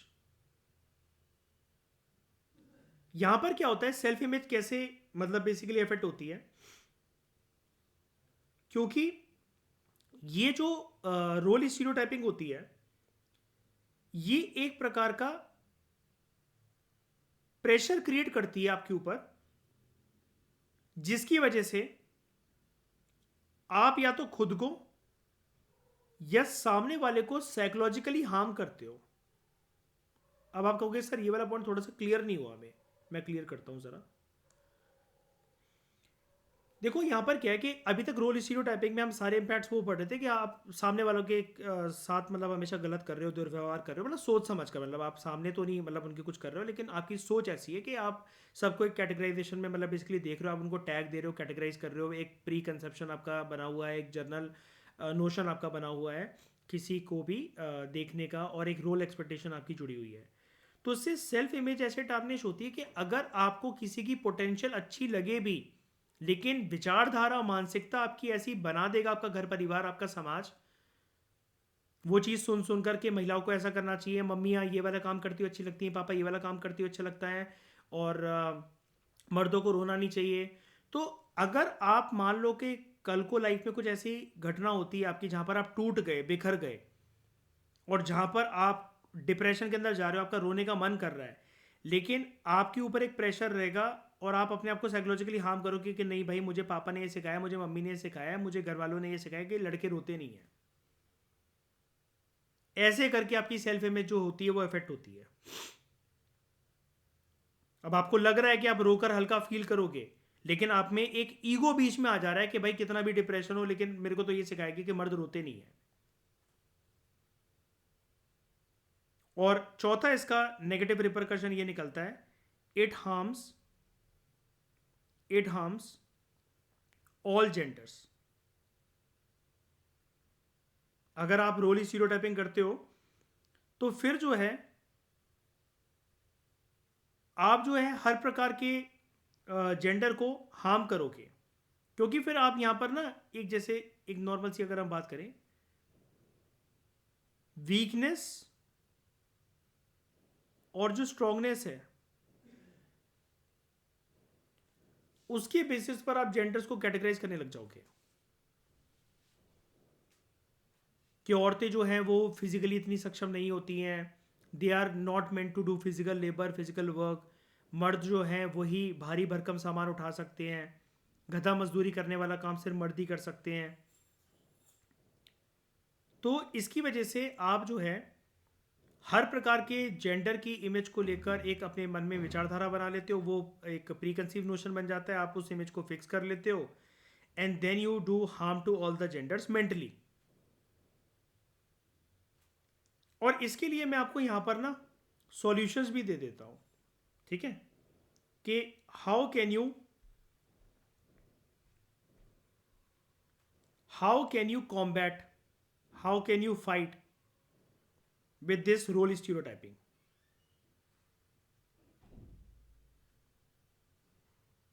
How can you combat role stereotyping? सबसे बड़ा फैक्टर आता है इसके अंदर, एक तो एजुकेशन का। पढ़े लिखे लोग जो होंगे तो वो स्टीरियोटाइपिंग से बचेंगे। मीडिया को लिटरेसी प्रमोट करनी चाहिए इसके ऊपर,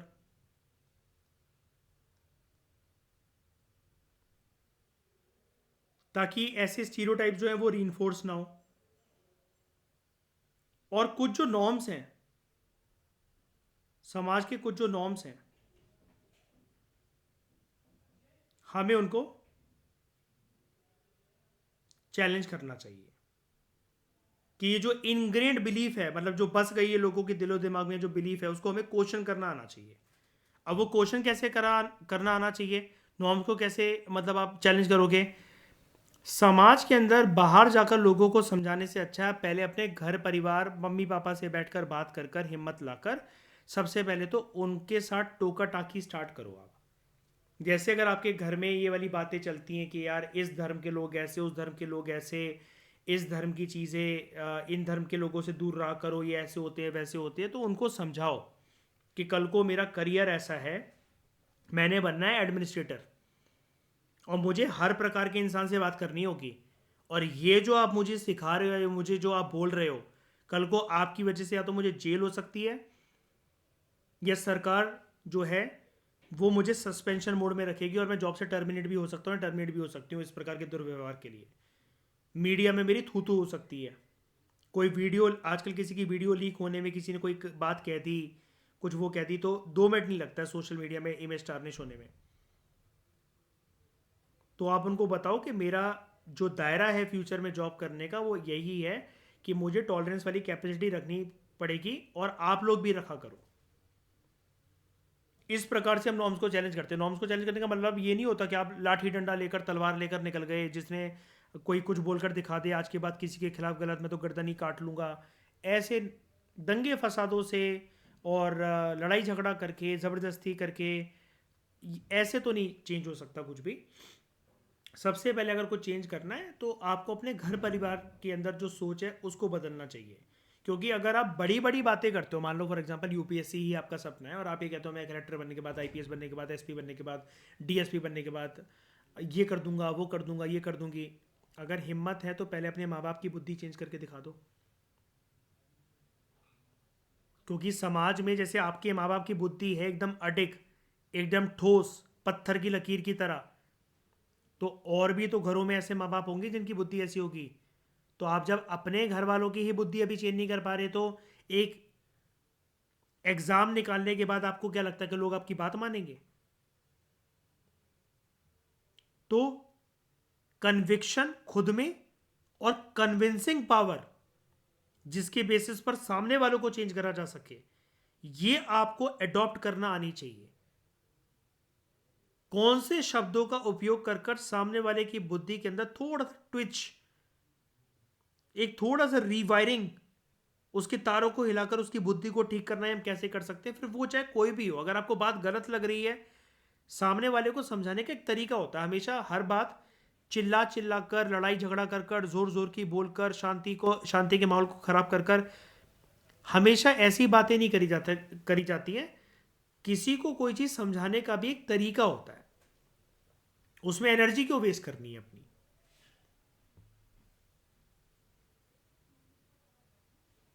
ओके, तो रोल स्टीरियोटाइपिंग के बारे में दोस्तों हमने काफ़ी डिटेल मैनर में यहाँ पर बात करी। इस लाइन को भी जान लेते हैं, हमें क्या बताया जा रहा था। हमें यहाँ पर ये बताया जा रहा है कि रोल स्टीरियोटाइपिंग एक ऐसा प्रोसेस है जिससे कुछ स्पेसिफिक रोल जो होते हैं for some members of the society, मतलब मर्दों को ऐसा करना चाहिए, औरतों को ऐसा करना चाहिए, मतलब इस रोल की बात हो रही है। हम रोल स्टीरियोटाइपिंग के माध्यम से ऐसे आइडियाज को रीइंफोर्स करते रहते हैं, ऐसे आइडियाज को हम रीइंफोर्स करते रहते हैं बार बार। अब रीइंफोर्स करना या रीइंफोर्समेंट का मतलब दोस्तों क्या होता है, इसके बारे में भी समझ लेते हैं ज़रा। ये काम आएगा आपको वर्ड आगे चलकर। किसी भी बिहेवियर को रीइंफोर्स करना, या जिसको हम बोलते हैं रीइंफोर्समेंट, इसका मतलब क्या होता है, आप ना बार बार सामने वाले के साथ कुछ ऐसा कर रहे हो जिसकी वजह से, जिसकी बदौलत उसका बिहेवियर आप बार बार निकाल कर लेकर आ रहे हो। मतलब कहने का मतलब ये है, रीइंफोर्समेंट ना दो तरीके की होती है, पॉजिटिव नेगेटिव, उसके बारे में अभी हम थोड़ी देर में बात करेंगे। लेकिन रीइंफोर्समेंट में बेसिकली ये चीज़ होती है कि आप सामने वाले के बिहेवियर को क्या कर रहे हो, that you are making it happen, you are making it happen again and again, again and again. तो अब ये चाहे आप इसको प्रोवोकेशन कह लो, आप उसको प्रोवोक कर रहे हो, या फिर आप उसको डांट रहे हो, ठीक है। मतलब अब आपका वो बेसिकली डिपेंड करता है कि आपका इंटेंशन क्या है, कि आपको पॉजिटिव बिहेवियर को और पॉजिटिव बनाना है या नेगेटिव बिहेवियर को खत्म करना है और उसको कन्वर्ट करना है पॉजिटिव बिहेवियर में।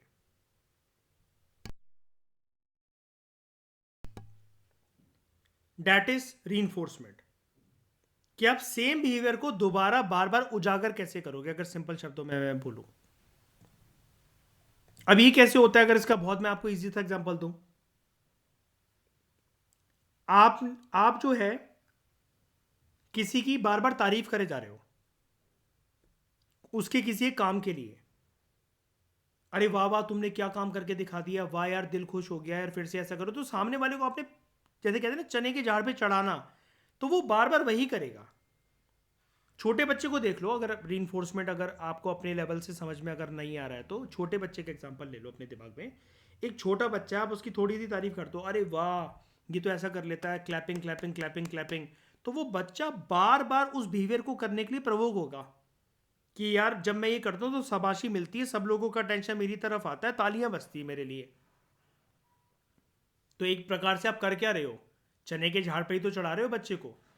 अब वो चने के झाड़ पे चढ़ाना कोई बुरी बात नहीं होती है, आप उसका एक तरीके से जो अंदर का जो करेज है आप उसको बाहर निकाल रहे हो, उसके अंदर से हिम्मत को जागरूक कर रहे हो, और अच्छे बिहेवियर को आप हो सकता है उजागर कर रहे हो उसके बार बार, ताकि वो ऐसे ही करे। और नेगेटिव बिहेवियर को आपको यहां पर कम करना होता है। तो रीइंफोर्समेंट जो होती है वो दो प्रकार की होती है, एक पॉजिटिव रीइंफोर्समेंट और एक होती है नेगेटिव रीइंफोर्समेंट। पॉजिटिव रीइंफोर्समेंट में आप बिहेवियर के अंदर कुछ ऐसे एलिमेंट को ऐड करते हो जिसकी वजह से वो बिहेवियर और ज्यादा पॉजिटिव बने। और नेगेटिव रीइंफोर्समेंट में जो करंट बिहेवियर होता है पर्सन का वो नेगेटिव होता है, तो आप क्या करते हो, कुछ ऐसी चीजों को रिमूव करते हो कि जिसकी वजह से वो जो नेगेटिव बिहेवियर है उसका असर कम हो सामने वाले के इंडिविजुअल के ऊपर। तो रीइंफोर्समेंट में आपको बेसिकली बिहेवियर को स्ट्रेंथन करना होता है। यहां पर पॉजिटिव नेगेटिव को ऐसा मत समझना। रीइंफोर्समेंट का मतलब, अगर नेगेटिव रीइंफोर्समेंट की भी अगर हम बात करें, तो यहां पर आप किसी को कोई पनिशमेंट नहीं दे रहे हो, दिस इज वेरी इंपॉर्टेंट। यहां पर आप किसी को कोई पनिशमेंट नहीं दे रहे होते हो। ये जो है रीइंफोर्समेंट का का पूरा जो फंडा है, ये जो पूरा का पूरा कॉन्सेप्ट है, ये एक फिनोमेना पे काम करता है, दैट इज रिवॉर्ड मैकेनिज्म। आप सामने वाले को रिवॉर्ड दे रहे हो, शाबाशी दे रहे हो कि बेटा ये वाला बिहेवियर बार बार करो। या फिर आप उसको ये बोल रहे हो अगर आपने ऐसा नहीं करा, अगर आपने गंदी आदतों को छोड़ दिया, तो फिर मैं आपको जो जो आपकी मनपसंद की चीज़ है जो आपको चाहिए वो फिर मैं आपको दूंगा। तो वो होता है नेगेटिव रीइंफोर्समेंट। लेकिन आप यहां पर कर क्या रहे हो, आप अपने मतलब जो सामने वाले का जो डिजायर्ड बिहेवियर है आप उसको उजागर कर रहे हो। तो रोल स्टीरियोटाइपिंग एक प्रोसेस होता है जहां पर आप ना कुछ जो सोसाइटी के जो लोग हैं, जो मेंबर्स हैं, उनके स्पेसिफिक रोल को रीइंफोर्स कर रहे हो बार बार। अब रीइंफोर्समेंट देखी कैसे जाती है समाज के दायरे के अंदर, आप कहोगे सर ये सोसाइटी से कनेक्ट करके जरा समझा कर दिखाओ, इसका एक अच्छा सा एग्जांपल दो। आपके घर वाले, आप लड़के वाले हो मान लो, और आपके घर वाले किसी एक लड़की को ढूंढने गए, ठीक है, आकांक्षा, रिया, आपके भाई के लिए कोई लड़की देखी जा रही है और मयूर आपके लिए कोई लड़की देखी जा रही है आपके घर वालों के द्वारा। अब वहां पर आप जाकर ये बोल रहे हो कि हमें ना लड़की ऐसी चाहिए जो घर परिवार अच्छे से संभाल ले, हमारे घर की औरतें काम नहीं करती हैं, और हमारे यहाँ ये दादी और पुरखों के ज़माने से चला आ रहा है ये वाली परंपरा कि हमारे घर की औरतें घरों से बाहर निकलकर काम नहीं चलती, हमें ऐसी लड़की चाहिए। अब आप ढूंढने गए हो अपने लिए लड़की, अपने भाई के लिए लड़की, बात कर रहे हो आप 500 साल पहले की उनसे जाकर। और वो क्यों कर रहे हो, क्योंकि आपके घर में रोल स्टीरियोटाइपिंग रीइंफोर्स हो रखी है कि आपकी परदादी ने भी कहीं काम नहीं करा, दादी ने भी कहीं काम नहीं करा, मम्मी ने भी कहीं काम नहीं करा, अभी जो घर की बहू बेटियां वो भी काम नहीं करती, और अब जो आने वाली बहू है उसको भी हम काम नहीं करने देंगे घर के बाहर। ये है रीइंफोर्समेंट, कि बार बार उस प्रक्रिया को, उस बिहेवियर को आप उजागर कर रहे हो। लेकिन रीइंफोर्समेंट में आप बोलोगे कि सर अभी तो आप बोल रहे थे कि ये कोई पनिशमेंट नहीं होती, वो नहीं होती, लेकिन यहां पर रोल स्टीरियोटाइपिंग क्योंकि अपने आप में नेगेटिव है, इसलिए रोल स्टीरियोटाइपिंग के साथ जो ये रीइंफोर्समेंट है ये अपने आप में एक नेगेटिव फिनोमेना की तरह ही वर्क करती है, क्योंकि आप पहले से ही एक एक्सपेक्टेशन जोड़कर बैठे हुए हो कि सामने वाले को हम ये वाला काम करने नहीं देंगे, कि अगर तुम इससे राजी हो तो तुम हमारे घर पे आओ, हमारी बीवी बनकर, हमारी बहू बनकर, वरना ये तो नहीं हो पाएगा। अगर तुम्हें अपनी अपनी चलानी है तो हम तुम्हें हमारे दायरे का अकॉर्डिंग रहना पड़ेगा। तुम कितनी भी मॉडर्न हो, कुछ भी हो, शादी के बाद लेकिन तुम्हें घूंघट डाल के रहना पड़ेगा, पल्ला जो सर पे पल्ला करते हैं वो करके रहना पड़ेगा। अगर आप किसी को ऐसी बातें बोल रहे हो तो यानी कि आप ये रोल स्टीरियोटाइपिंग को आप रीइंफोर्स कर रहे हो। तो for example, men and women are often socialized in stereotypical roles as breadwinner या फिर होम मेकर रिस्पेक्टिवली, मतलब मर्द होंगे ब्रेड विनर और औरतें होंगी घर संभालने के लिए। और जनरली आप जितने लोगों से बात करोगे भारत के समाज में, मतलब मेजोरिटी मोर देन 50% तो गारंटी तौर पर पत्थर की लकीर, तो ये वाली बात मैं भी कह सकता हूँ इसको बोलकर कि उनका आंसर यही निकलेगा कि घर की औरतें घर में अच्छी लगती हैं, बाहर जाती हुई अच्छी नहीं लगती हैं, हम कमा तो रहे हैं। अब बात हमेशा ये नहीं होती ना कि आप घर की औरतों को तभी भेजोगे घर के बाहर कि भाई मर्द जो है वो विकलांग हो गया, कमाना वो बंद कर गया, विधवा हो गई औरत तो हम उसको भेज रहे हैं क्योंकि उसको बच्चे पालने हैं, ये तो मजबूरी हो गई।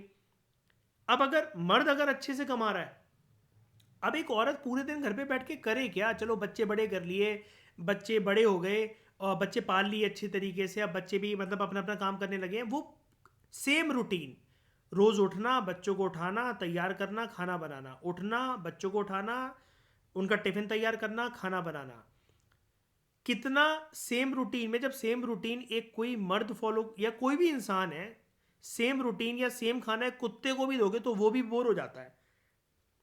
तो सेम रूटीन में आप किसी एक ह्यूमन बीइंग को बांध रहे हो तो वो भी तो फ्रस्ट्रेट हो चुकी है। तो अगर वो थोड़ा सा काम कहीं करना चाहती है, कुछ भी उसकी जो हॉबी है या उसके जो सपने शादी से पहले थे जो अधूरे रह गए, she wants to prepare for some exam, she wants to open a parlour, she wants to open a pastry shop, कुछ भी ऐसा आपकी वाइफ को, आपकी बहन को या किसी को भी कुछ भी ऐसा करना है, लेकिन समाज में वहां पर एक स्टीरियोटिपिकल रोल उसके लिए एक बाधा बनकर, एक अड़चन बनकर खड़ा हो जाता है। तो many stereotypes have been built around men and women, and over a period of time लोग फिर इन स्टीरियोटाइप को एक्सेप्ट करने लग जाते हैं कि हाँ यही राइट इमेज है, यही राइट परपेचुएटेड इमेज है कि हाँ औरतें ऐसी अच्छी लगती है, मर्द यही काम करते हुए अच्छे लगते हैं। अब जो औरतें जो हैं वो बहुत सारे रोल प्ले करती हैं अपनी पूरे जीवन काल में। पहले वो किसी की बहन होती हैं, फिर वो मतलब बेटी भी होती हैं वो किसी की, वो फिर माँ भी बनती हैं आगे चलकर। कुछ कुछ औरतों को अगर ससुराल वाले अनुमति दे, कोई कलेश ना हो, तो वो ब्रेड विनर भी होती है, कमाती भी है। लेकिन ज़्यादातर यही देखा जाता है कि औरत चाहे घर के बाहर जाए, चाहे लाख रुपए महीना कमा कर लेकर आए, लेकिन उससे एक्सपेक्टेशन सोसाइटी की ये है कि that she should remain subordinated to male authority, मर्द को इज्जत दे, ठीक है, आके घर के काम करे, चाहे भले वो घर के बाहर काम करने जा रही थी लेकिन रोटी आके दोबारा उसी को बनानी है, और मर्दों के कंपैरिजन में वो हमेशा छोटी ही रहेगी, वो हमेशा वीक ही रहेगी। ये सोसाइटी की मानसिकता है। And that is the reason that females and women are excluded from high status occupation, high status occupation, और उनका डिसीजन मेकिंग कुछ नहीं होता है घर में या फिर वर्क प्लेस में। ज्यादातर जैसे मतलब मान लो उनसे सजेशन लेना है, ये हमेशा मर्द ही लेंगे, मतलब मर्द ही मतलब सुझाव देंगे, घर के किसी भी डिसीजन को इनिशिएट करेंगे।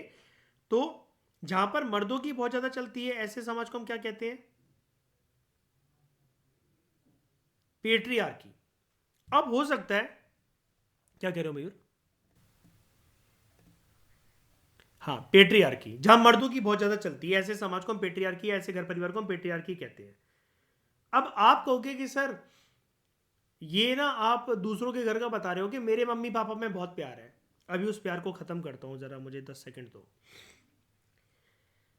आप कहते हो कि आपके मम्मी पापा में बहुत प्यार है, ठीक है भाई, एक्सेप्ट कर लिया कि आपके मम्मी पापा कभी आपकी मम्मी से बदतमीजी से बात नहीं करते, उन्होंने कभी उनके ऊपर हाथ नहीं उठाया, और दोनों के बीच में अच्छे रिलेशन है, और मम्मी अपनी रोल अच्छे से निभाती है, पापा अपना रोल अच्छे से निभाते हैं। तो आप कहो, मैं आपसे पूछूं कि आपके घर में पेट्रियार्की है, तो आप कहोगे नहीं नहीं हमारे घर में कोई पेट्रियार्की नहीं है, मेरे पापा मम्मी के रिश्ते बहुत अच्छे हैं। और मेरा जवाब होगा घंटा। ऐसा क्यों कहा मैंने? बिकॉज ये पेट्रियार्की भारत के समाज के अंदर, अगर आपके घर परिवार में जैसा आप माहौल बता रहे हो अगर वो वैसा नहीं है, लेकिन हिडन पेट्रियार्की जरूर होगी। अभी हिडन पेट्रियार्की कैसे? बच्चों को कौन से स्कूल में जाना है मम्मी डिसाइड नहीं करेगी। बैंक अकाउंट्स मैनेज करने हैं, पूरी तरीके से घर की इनकम को मैनेज करना है। अब मैनेज करने का मतलब ये नहीं होता कि आपके पापा हाथ में तनख्वाह लाकर अपने मम्मी के हाथ में रख रहे हैं, वो राशन वगैरह भरवा रही हैं। मैनेज करने का मतलब ये है कि एक आपकी मम्मी क्या ये प्लानिंग कर सकती है क्या कि इतना पैसा हमने जोड़ लिया, चलो कल को घर अपना यहाँ शिफ्ट कर लेते हैं, या बिना आपके पापा से पूछे मम्मी जो है वो लड़की को इस जॉब के लिए हाँ बोलते हैं, लड़कों को उस कॉलेज के एडमिशन के लिए बोलते हैं कि हाँ तुम जहाँ जाके एडमिशन कराया हो। लेकिन अगर मर्द घर का इकलौता जो है वो ये काम कर दे और फीमेल को, अपनी औरत को, अपनी वाइफ को बाद में बताए तो चलेगा। तो पेट्रियार्की आज भी एग्जिस्ट करती है, इसको आप डिनाई नहीं कर सकते हो, लेकिन वो हिडन फॉर्मेट के अंदर है। अब औरतें बेल्ट नहीं खाती हैं, बहुत सारे घरों की औरतें बेल्ट नहीं खाती हैं, वो बैठकर अपने हस्बैंड के साथ लेवल टू लेवल बैठकर बातचीत कर पाती है, लेकिन फिर भी जो मेजर डिसीजन मेकिंग का जो रोल होता है घर में कि आगे जाकर हमें क्या करना है, अब लड़की के लिए अपने हमें लड़का देखना शुरू कर देना चाहिए, इसको इस जॉब के लिए अनुमति देनी चाहिए कि नहीं देनी चाहिए, बहुत सारे ऐसे जो सवाल जवाब होते हैं उसमें मेजर जो रोल होता है वो बाप को पूछे बिना नहीं लिया जाता है। तो जब बाप की चल ही रही है अभी भी, बस औरतें बेल्टे नहीं खा रही हैं लेकिन चल तो रही है, मानसिक रूप से तो शोषण हो ही रहा है। अब आप कहोगे सर ये शोषण कैसे हुआ, मम्मी एग्री कर तो रही है, तो सवाल बात यही है ना घुमा फिरा कर, कि मम्मी एग्री कर रही हैं, उनका अगर कोई डिसीजन प्राइमरी तौर पर हो तो पिताजी एग्री नहीं करेंगे, पिताजी के डिसीजन से मम्मी को एग्री करना पड़ेगा। This is known as hidden patriarchy. तो पैराडॉक्सिकली भारत की सोसाइटी में, मतलब पैराडॉक्सिकली मतलब एक प्रकार के दोगलेपन को बोला जाता है, भारत की सोसाइटी में जहां पर औरतों को लक्ष्मी के रूप में, दुर्गा के रूप में, गॉडेस के रूप में जहां पर उनकी आराधना होती है, वर्शिप होती है, नवरात्रों के टाइम पर भाई आप कन्या पूज रहे हो, आप कंजकों को बुला रहे हो, आप पूजा कर रहे हो, आप उस टाइम पर पान गुटखा बीड़ी तंबाकू सिगरेट दारू सब छोड़ देते हो। कई लोग बाल भी नहीं कटवाते हैं, शेव भी नहीं करवाते हैं। नवरात्रों के टाइम पर तो ऐसा माहौल चलता है कि भाई औरतों की तो पता नहीं कितनी इज्जत होती है। और वहीं पर दूसरे तौर पर जिस घर में देवी जी की आराधना होती है वहीं पर अपनी घर की बहू बेटियों को इंडिपेंडेंट आइडेंटिटी और इंडिपेंडेंट स्टेटस अगर उनको बनाना है, अगर उन्होंने अपने कुछ सोच रखा अपने फ्यूचर के लिए, उनका मन कुछ कह रहा है किसी एक प्रोफेशन को परस्यू करने के लिए, उसमें सबके हाथ खड़े हो जाते हैं कि बेटा हम तो सपोर्ट नहीं करेंगे ऐसा, ये लड़कियों के ऊपर ये वाला प्रोफेशन अच्छा नहीं लगता है, ये गलत काम होते हैं, ये सिर्फ लड़कों की चीज़ होती है। वहाँ पर 100 सवाल जवाब खड़े हो जाते हैं। या फिर आप इसको ऐसे भी देख सकते हो कि जिस देश में माता रानियों की पूजा होती है वहीं पर एक तरफ जहाँ पर देवियों की आराधना करी जा रही है वहीं पर देवी जैसे स्वरूप की लड़कियों का रेप भी हो जाता है। दिस इज द दोगलापन ऑफ इंडियन सोसाइटी। तो इन रिसेंट ईयर्स कुछ महिलाओं ने मतलब बहुत सारी महिलाओं ने, कुछ महिलाएं नहीं बहुत सारी महिलाओं ने अपने खिलाफ हुए इन अत्याचारों को अच्छे से समझा है और उन्होंने इसके लिए कदम भी उठाए हैं, आवाज़ भी उठाई है।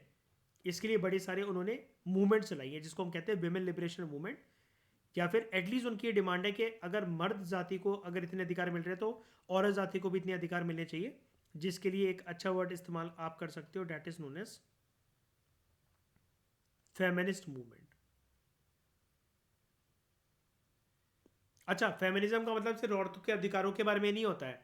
फेमिनिज्म का मतलब होता है that there should be equal rights and opportunities for both men and women. तो ये जो डिस्क्रिमिनेशन है अगेंस्ट वेमेन, इसको बहुत ज़्यादा डिबेट भी करा जाता है।